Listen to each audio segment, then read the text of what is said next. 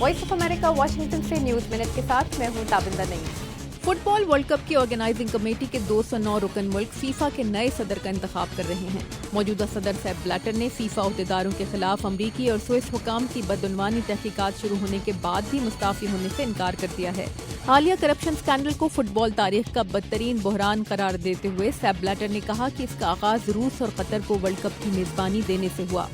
Saudi अरब के शहर दमाम की एक मस्जिद में बम धमाके की जिम्मेदारी दौलत इस्लामिया ने कबूल कर ली है। इस धमाके में 4 अफराद हलाक हुए। जनूब मशरकी एशियाई मुल्कों की इलाकाई कॉन्फ्रेंस डेनमार्क में शुरू हो गई है। म्यांमार के हुक्काम ने पनाहगजीनों के हालिया बहरान की जिम्मेदारी म्यांमार पर आयद करने पर तनकीद की है। अक़वाम मुत्तहिदा के एटमी इदारे ने अपनी रिपोर्ट में कहा है कि ईरान ने एटमी हथियार बनाए या नहीं, तहकीकात जमूद का शिकार हैं। ईरान के एटमी प्रोग्राम पर बातचीत के लिए अमरीकी वज़ीर ख़ारिजा हफ्ते को जनीवा में अपने ईरानी हम मनसब से मुलाकात कर रहे हैं।